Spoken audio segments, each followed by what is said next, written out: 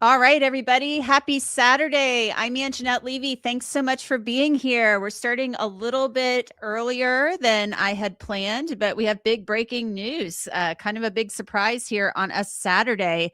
An arrest in the murders of Monique and Spencer Tepe. This case is just absolutely horrific, absolutely awful. This beautiful young couple who was arrested or I'm sorry, murdered rather, pardon me, excuse me, murdered in their home in the early morning hours of December 30th. Just between 2 a.m. and 5 a.m. That's when they believe this happened in downtown Columbus. Um, they were murdered, shot to death, likely in their bed as they slept. Their children, ages 1 and 4, down the hall. And in their bedrooms, the dog unharmed, the children unharmed. And, this beautiful couple shot to death. Well, guess what? Monique Tepe's ex-husband, Michael McKee, he is a vascular surgeon in Illinois. I think he lives in Chicago, it's my understanding.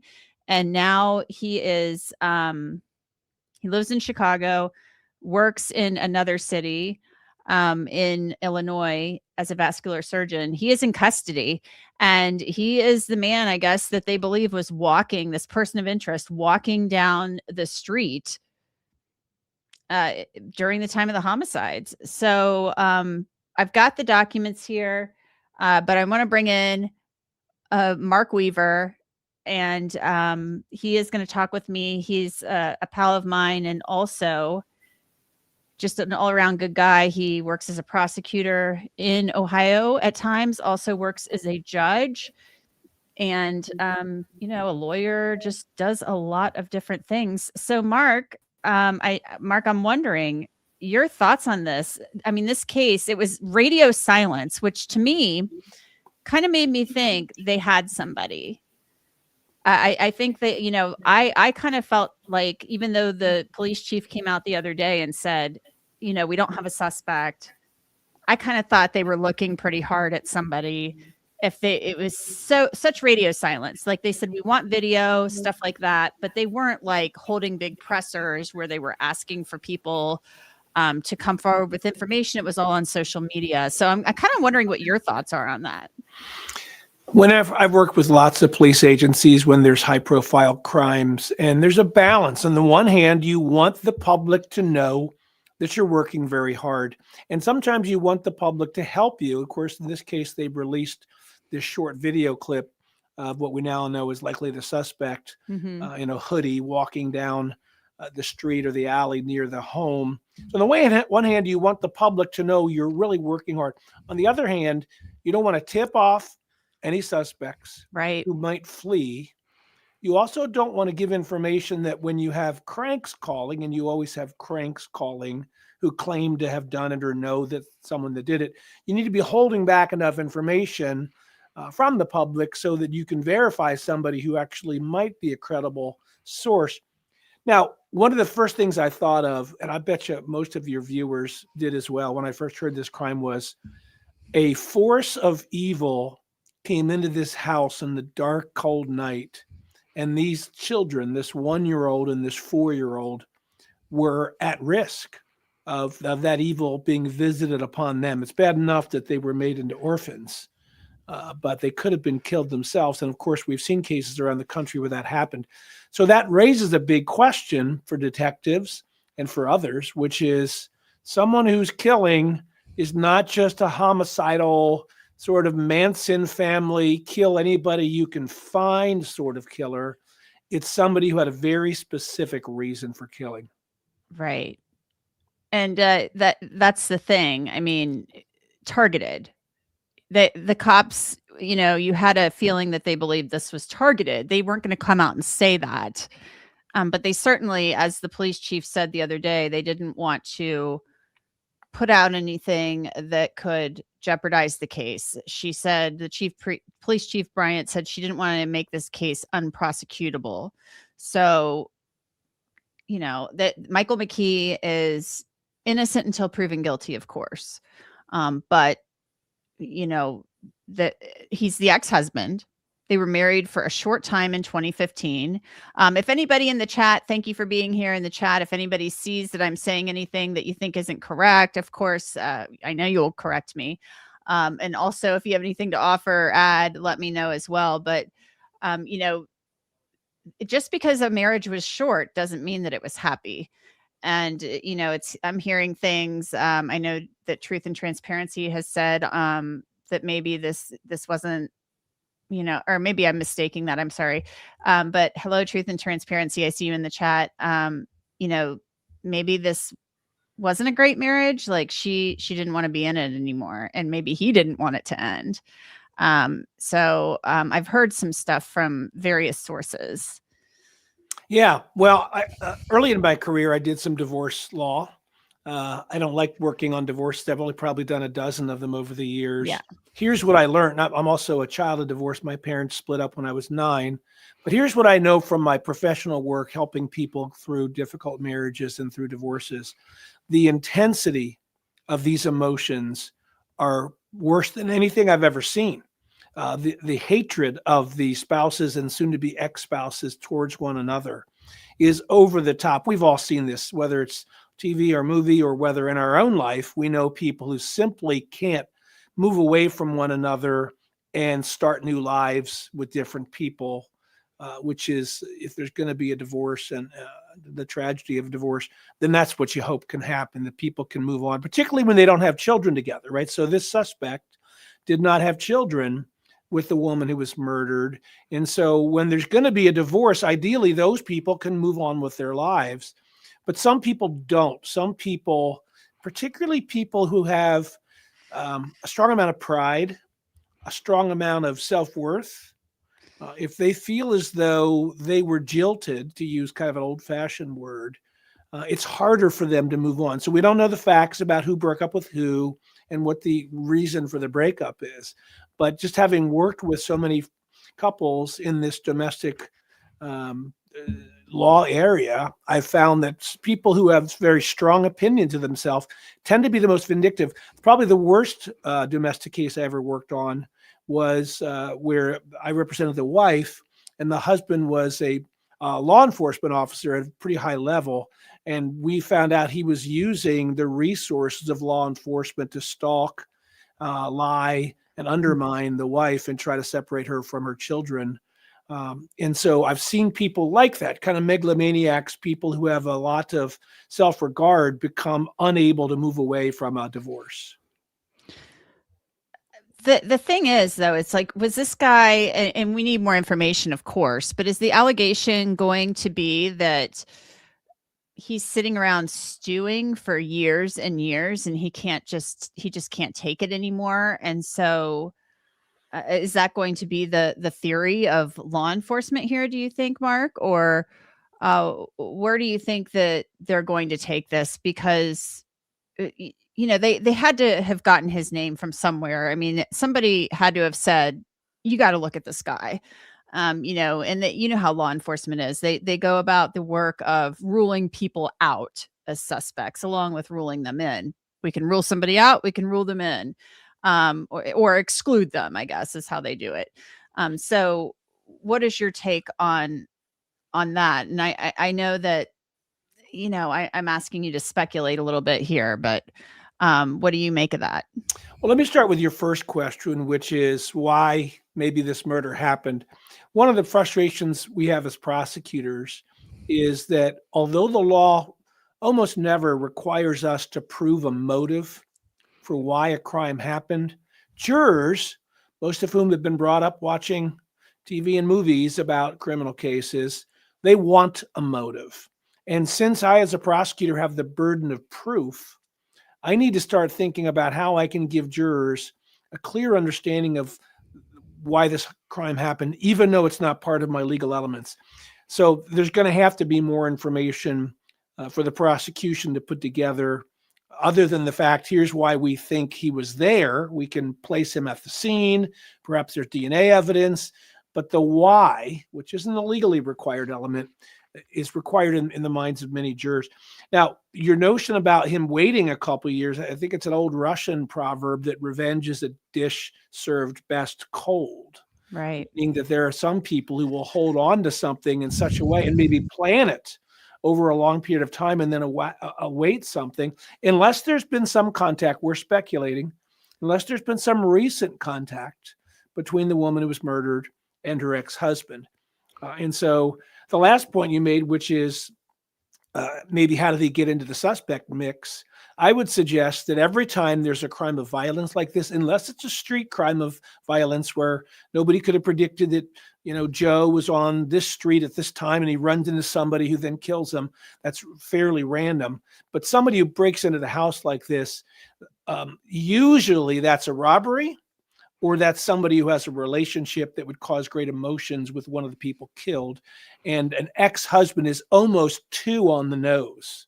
In fact, when you and I were texting earlier, because I was with family and you texted me about the arrest and said, let's do this interview. I think I texted back to you when you said ex-husband, and I said, my answer was typical. It's almost too on the nose. That's not enough to convict him, but that's enough that certainly makes sense. Yeah. And I mean, there is reason to believe, yes, it would be the ex-husband. And things I've heard is that, yes, I'm hearing a lot of things actually. And, I like to be careful and not put things out until I can confirm them. But he did not want out of this marriage. I've heard that from a couple of different places.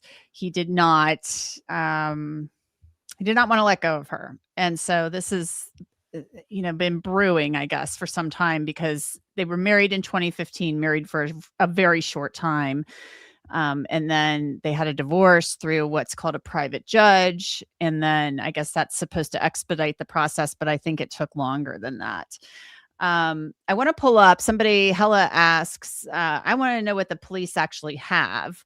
Well, we know at least we have their probable cause affidavit. And so let's look at the probable cause affidavit. Before I go through it a little bit more thoroughly, though, Mark, what are you hearing, if anything, about this? Well, there's one thing that I will not be surprised if comes out. I don't think this has been reported anywhere. And so you mentioned earlier, we're speculating, but this is in my home state, and I do know a lot of people in law enforcement in this state. Mm-hmm. I think it's going to come out that the killer actually went out of his way to make sure that the children were safe and taken care of, which on one hand is comforting, on the other hand is creepy. We're all glad. We all hopefully said a prayer of thanksgiving that these children were spared. But I think when we learn more about this, we're going to find out that the killer was aware of the children were there and took extra measures to make sure the children were safe and taken care of in a way that somebody who's rushing to get out of a crime scene wouldn't normally do that. Interesting. That's very interesting. So taking care of the children in a way that makes sure they're okay. Wow. So weren't you creeped out when you thought about the fact that these children, when my kids were that age, most mornings they'd come running in and wake my wife and I up, and it's kind of or a joyful they come crawling thing. to bed with you, or whatever. Crawl into bed if they're still tired, whatever. It's kind of a joyful routine of parenthood. All of us, I know, I was hoping that the children didn't actually come and discover the parents, and then even the 4-year-old wouldn't be able to process it. The 1-year-old wouldn't understand at all, but even the 4-year-old wouldn't be able to process it. So I think we're going to find out that there were some steps taken to make sure that that wouldn't happen. So you're hearing that the killer, who we believe, they're saying is Michael McKee, the cops, that he took steps to ensure that the children would not discover.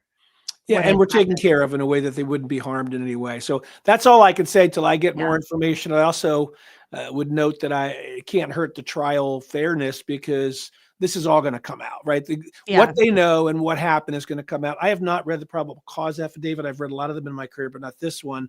While you're looking at that, you mentioned how would he get on his radar screen. Many of your viewers know, because I know you have a lot of people who are really informed who watch you, but most Americans are unaware of how common license plate reader cameras, the brand name is called Flock, how prominent Flock cameras are in major American cities.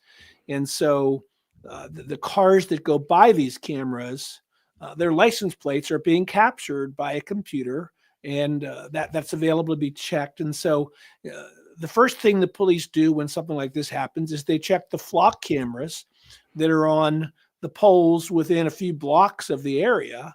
So if this person drove anywhere near that area, and there's not a lot of cars in the middle of the night, even in a big city, that, it would be a doable number of cars. It's different if it's different at rush hour. That's even before you get the Ring doorbell cameras, because in order to get the Ring doorbell cameras, you have to go knock doors and you have to ask people to come forward. So the very first thing you look for is what cars were in that vicinity in that window of time. And I think we're also going to find out that they originally checked on this person early on, this ex-husband, and that he advanced an alibi that looked good. And then double checking found out the alibi was false. So I think he was able to clear himself early on. And then I think we're going to find out that the original alibi that he put forward about being in Illinois when this happened, because he has a vascular surgery practice in Rockford, Illinois, and lives nearby. His original alibi was, how could I do it? I was in Illinois. Here's the proof. I don't know the proof he provided, but I do know the proof he provided looked good, but then upon further inspection was actually not a correct alibi. So you think that he lied about his alibi to the police, and then said he was in Illinois when he wasn't. And once that happens, now you become prime suspect, right? Once someone says, I was over here and I can prove it, that's usually enough to say, okay, let's turn somewhere else. But then when you find out that's false, your first question is, why would you lie? Now you might say, well, because he was in Columbus that day and he didn't want to look bad. That's possible, but it's certainly worthy of much more investigative pressure. But how does somebody who is an ex from years prior, even, if Monique is fearful of him, how does she I don't know, like, and there's all this, stuff online too. And now I'm kind of wondering, I had heard it might've been a clerical thing, but that there was some activity on the clerk of courts in June about the divorce in June, or like, I'm sorry, maybe not June, but in 2025, despite it being closed for so long, the case, but then it was listed, I think then it was stricken from the record. Or if you look at the filing, it's just very odd to me, how he would even get in the house. Like, how would he even get in the house, like, without any forced entry? This was the big question when I first read about this case. Forced entry, 3 ways to get into a house, right, that I can think of.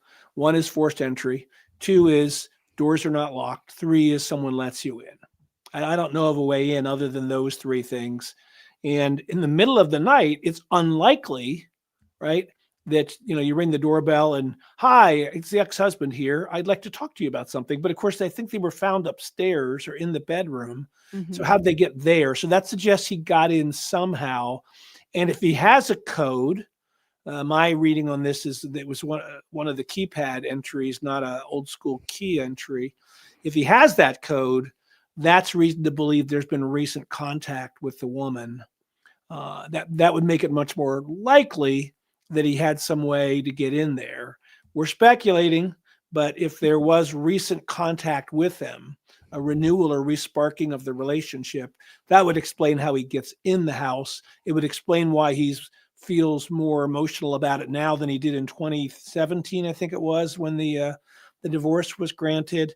That would fill in a lot of blanks if that speculation turns out to be correct, that in fact there was some previous contact since 2017. Interesting. Wow. This is really, really disheartening. And I mean, it's horrible. Just those children is just, and the families, it's just really awful. I do want to look at the probable cause affidavit really quickly before I let you go, Mark. On December 30th, 2025 at 9:57 a.m., Columbus Police Patrol officers were dispatched to the house. on a check on the well-being of Dr. Spencer Tepe, who had not shown up to work. We of course know that. Officers arrived and found Dr. Tepe and his wife, Monique Tepe, deceased inside, suffering from gunshot wounds. 2 minor children were found inside the home unharmed. Columbus Fire Medic number 7 responded and pronounced both victims deceased at 10:11. Homicide Unit 2 was advised, responded, and initiated an investigation. During the subsequent investigation, detectives were able to identify a suspect through neighborhood video surveillance. This suspect was tracked to a vehicle which arrived just prior to the homicides and left shortly after the homicides. Detectives were able to identify this vehicle further and link it to Michael McKee. Detectives located the vehicle in Rockford, Illinois, and found evidence of McKee in possession of the vehicle prior to and after the homicides. Sounds like a rental car to me. Yeah, that's what I'm wondering. I immediately thought it was a rental car. Yeah, if it was his car, the probable cause affidavit would have said that. So they used language that suggested he had control of it, which means either it's a rental car or he borrowed it from somebody.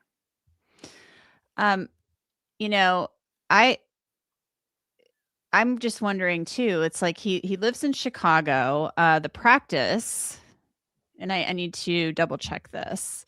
The practice where he works, I thought was in Peoria. I might be mixing. I thought it was Rockford, but I don't know. I know that area roughly, but not enough to tell you the distance between Rockford and Chicago. But I thought it was the Rockford area vascular surgery practice. Yeah, and you're probably. I'm sure you're probably right.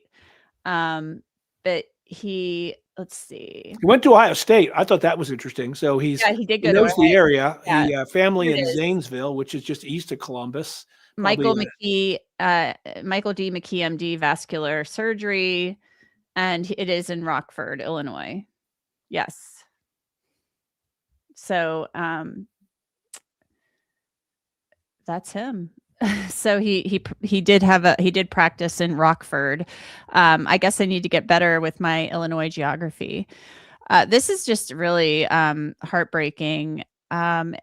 Is there anything else you'd like to add about this, Mark, before I let you skedaddle? I know you probably have other things you'd like to be doing. Well, I just hope we'll all pray for these children. I'm hoping that loving family members will take them in and give them the good life that they deserve. What a horrible tragedy to have both your parents murdered in this way. So we can hope and pray for mercy for these children, justice for the killer. In fact, this is the killer. And hope that the very good detectives at the Columbus Police Division, that their work will be handled appropriately by the prosecutors to secure a conviction and get some measure of justice. Yes, let's hope, and let's hope.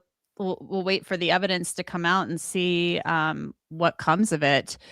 I really appreciate it, Mark. Thanks so much for coming on a Saturday at 4:45. We were planning to come on and talk about this and, the case at 7 and who did it and what's going on, what could have happened, that type of thing. And wow, boom, an arrest. I was hearing rumblings last night, but not anything like this. So just crazy. Do you think it'll take a long time to work its way through the courts? I'm sure, and I could be wrong about this, but I'm sure maybe Michael McKee he's a physician, vascular surgeon. I'm assuming he's compensated well. Do you think he'll mount a vigorous defense? I don't know. It's all it's rarely. It's also new at this point. Rarely do they go, I did it, throw away the key. Right. Well, here's what's going to happen next. He has an extradition. They'll have to be brought back from Illinois. There'll have to be legal proceedings about that. He can hire an Illinois lawyer and fight that. Usually that fails, but that slows it down. He'll hire a big name Columbus area defense lawyers. I have some in mind. I won't name them on air. He won't get a public defender because he'll have his own resources to do it.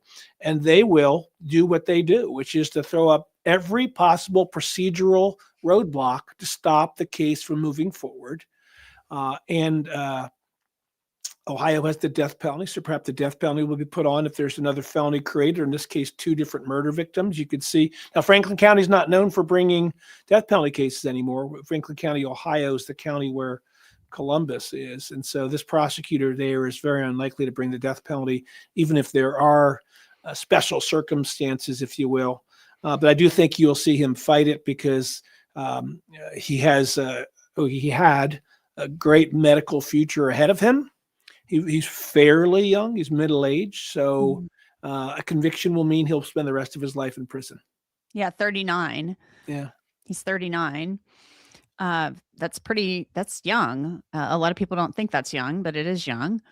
And so you don't think they will seek the death penalty? I mean, it's rarely carried out in Ohio, and it just complicates any appeals process, and it complicates the case.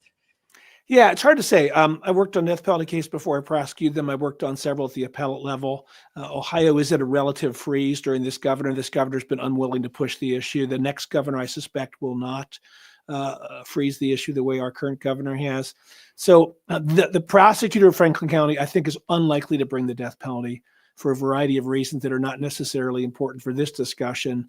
But he'll spend the rest of his life in prison. So he will fight that. And there are ways, even when you are the guilty one, where a good defense lawyer can find some error in the paperwork and force a plea deal that lets him get out maybe at an earlier age, or in some cases, like we saw in Alec Baldwin, who was clearly guilty of shooting that woman in New Mexico. The case was completely dismissed and he avoided justice altogether. So that's why the prosecutors and the investigators have to be very careful as they present cases like this. No doubt. No doubt. Well, thank you again, Mark. It was great seeing you. Good to see you, Angenette. All right. I'll see you soon. All right. Bye. So that was Mark Weaver. Works as a prosecutor in Ohio, also a defense attorney. Really all around good guy. And we are talking about the arrest of this man, Dr. Michael McKee, for the murders of Monique and Spencer Tepe, shot to death between 2 and 5 a.m. on December 30th, 2025 in their home, downtown Columbus, Wineland Park neighborhood. It's a neighborhood that's a mix of low income housing or Section 8 housing, HUD housing, and, younger people with, newer houses and stuff like that. It's really, really a horrific case. They had a beautiful home, two young children, a dog. Mark is saying steps were taken to protect the children, and to keep them from finding this. This was a beautiful couple. And from what I'm hearing, Michael McKee did not want to let go of Monique, did not want to let go of her. I think more information is needed, and obviously they will release more information in the days ahead. I want to show this picture is apparently their wedding photo. I don't think that's a professional photo that was taken. I'm not sure, but it was shared on Facebook, of course. A friend of mine sent this to me, and it's them on their wedding day, but he did not want to let go. That's my understanding. And so there you have it. I'm wondering what all of you seem to think about this, because he's in jail. He's behind bars in Illinois. And so, he'll be extradited, as Mark said. He'll have to waive extradition or not. But there are still a lot of questions here. Oh, LOL, did you say Wineland is all newer homes? No, I said it's a mix of newer homes and, lower income homes is what I said. That was my understanding. It's a neighborhood that they've tried to revitalize. That was my understanding of the neighborhood. But I will be interested to see what else they found, what evidence in the car they've linked to him. If it was all video surveillance, this will be interesting to look at. If they pieced everything together through video surveillance. So let's look at this again. I had a clip of this made from, I recorded it on my phone. So that's the person of interest, and they believe that's him. And it'll play again. They believe that that's the person of interest. So let's just say that's indeed Michael McKee walking down the street. And if they were able to somehow piece together through surveillance footage his movements, and then they see this rental car, and we all know that there's license plate reader technology. If they find this car in Illinois that's discussed in the probable cause affidavit that has the same license plate, and they're able to track all of this with license plate readers, but then they find evidence in the car linking him to the homicides, plus if there are shell casings in the house, all of this it could make for a very compelling case. And we don't know if they have DNA evidence. We just really don't know. I agree. They can track a car quite easily. I mean, the license plate reader technology is really intense. It's really, really intense. Oh, sorry. A former Columbus LE interview said McKee put the kids and the dog in a room together and shut them in together. I had heard that too. I didn't see that interview, but that sounds about like what I had heard. I thought, I thought I had heard that the dog slept in the bedroom with the children.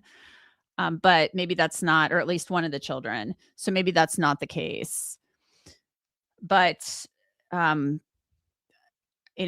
thought there were steps taken to, protect the children. That had kind of been, there had been some rumblings about that as well. Everybody, thank you for joining me. I didn't start with my usual little intro because I was just popping up here to talk with you all, and Mark was here. If you wouldn't mind, please hit the like button. Also, I'd love it if you would subscribe. Love to have you all as subscribers here on the channel. We're always following big cases, and we love doing that here. Been following cases for years and years, of course. Been doing this for a really long time, and covered crime for a long time, and in Ohio, of course, for a really long time. So this is just a really horrifically sad case. X may have attempted some recent contact with Monique. Maybe the police found something in her phone or laptop. And maybe that's the case. We just don't know.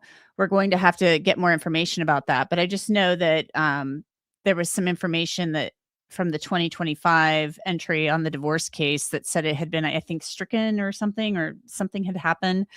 I just kind of peeked at it the other day. I wasn't really like doing a big dive into it. So there you go.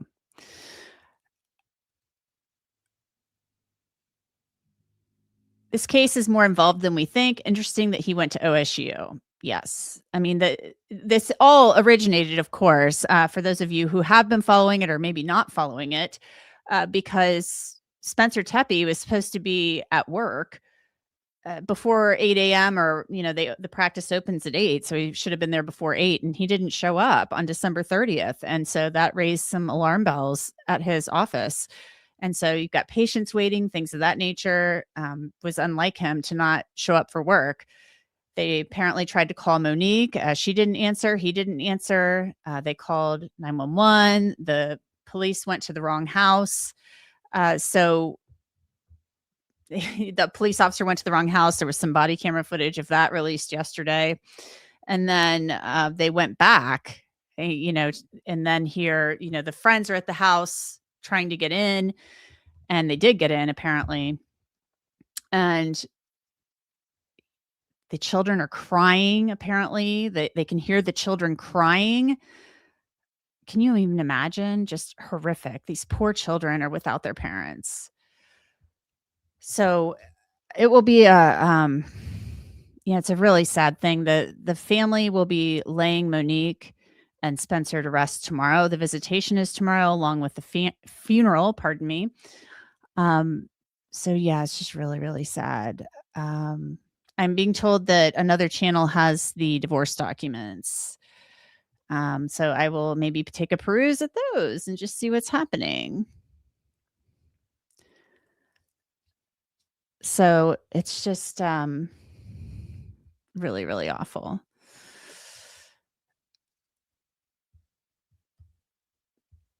I'm wondering what a lot of you think. Yeah, I think Stephanie7572 says, yes, I think forensic computer experts partly solved it. Something in phones, emails, texts, and that's very possible. But a lot of times that takes a long time to get that type of information back. You know, that can take a really long time to get that back. Mark is saying he heard that he lied about his alibi. So, if that's the case, you shouldn't be lying about your alibi. And then if you rent a car and you are in Ohio when you say you're in Illinois, that's a bad fact. That's a majorly bad fact for the defense. And so if you lie and say you're in Illinois when you're actually in Ohio, and then the rental car you're driving, if there is license plate reader technology associated with this case, and they use that and they get pings on that and they can track it, the rental car around Columbus and piece movements together with surveillance footage. Wow. I mean, there's your probable cause right there, but we'll have to wait and see how it all works out. There will be more information that comes out. Marriage was August 28th, 2015 to June 29th, 2017. So that's a long time, but the actual marriage, I think they filed only after being married for a very short time.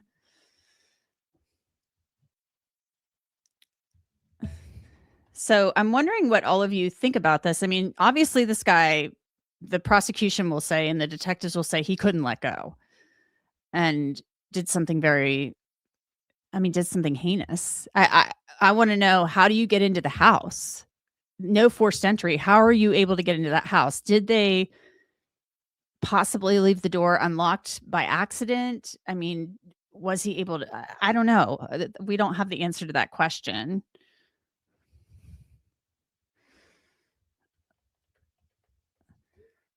So we really need to know how that happened. I heard 7 months and no 7-month marriage should have any big property division issues or any odd. That's very possible. Not sure.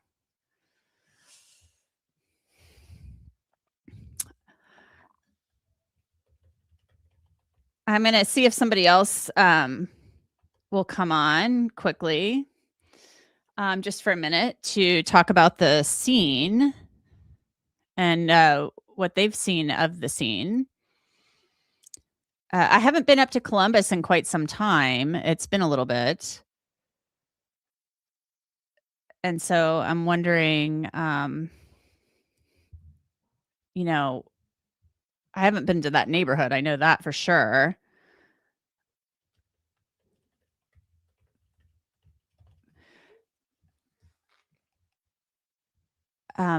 But I'm just wondering too, how the family is doing. They released a statement. Let's look at the statement from the family. I got this a little while ago.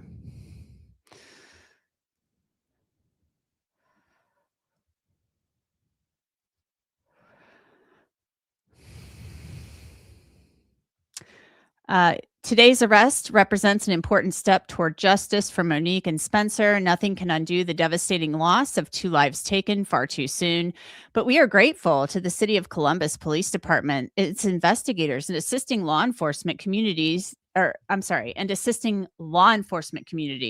whose tireless efforts helped to capture the person involved. We thank the community for the continued support, prayers, and compassion shown throughout this tragedy. As the case proceeds, we trust the justice system to hold the person responsible fully accountable. Monique and Spencer remain at the center of our hearts, and we carry forward their love as we surround and protect the 2 children they leave behind. We will continue to honor their lives and the light they brought into this world. It's just absolutely stunning.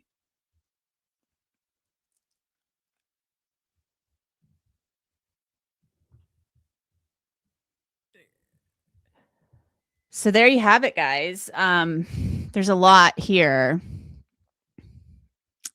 just and a lot of questions, but a lot of questions to be answered still. But we have to find out the answers to those questions. But right now, these are the things we know for sure, according to the probable cause affidavit. Surveillance video helped track the suspect. Car found in Rockford, Illinois, tracked to the suspect, Michael McKee. I'm gonna venture to bet that it was a rental car. That's my feeling that this is the guy, according to Columbus police.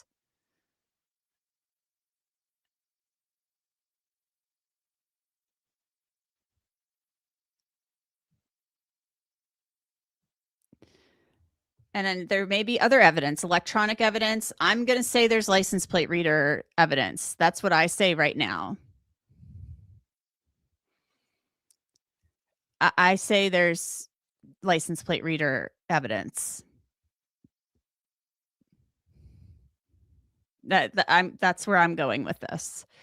So everybody, I really appreciate you joining me. I'm going to see what else goes on with this. Law and Crime is covering the case, so obviously keep track there too. But it's really sad. The Tepes, keep them in your thoughts and prayers. Of course, the children too. The GoFundMe, there's a GoFundMe link for them.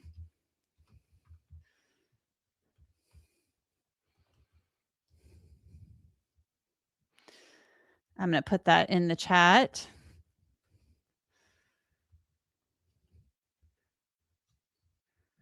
It's raised almost $200,000 so far. I'll share that really quickly so you can see it.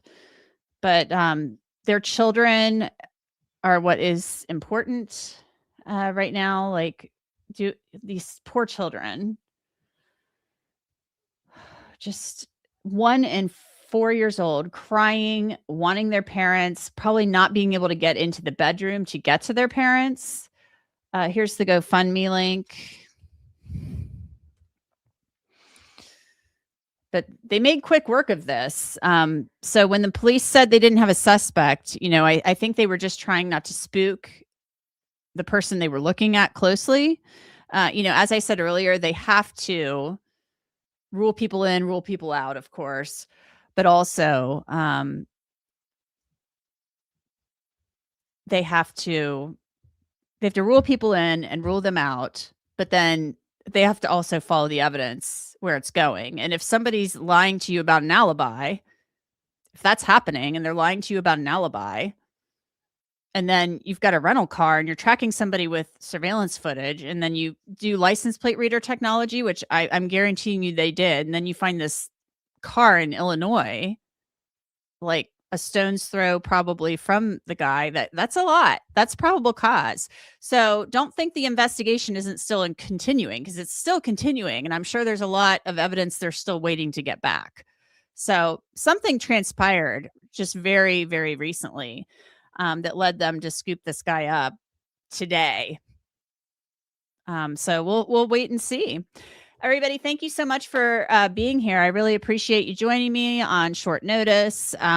Again, like and subscribe. Thank you to the wonderful mods who are here with me today. Monana, Monty, Sirius Black, Webby.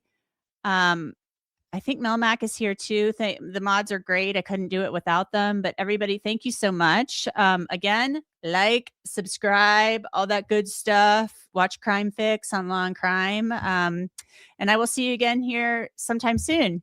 Take care. All right. Peace out.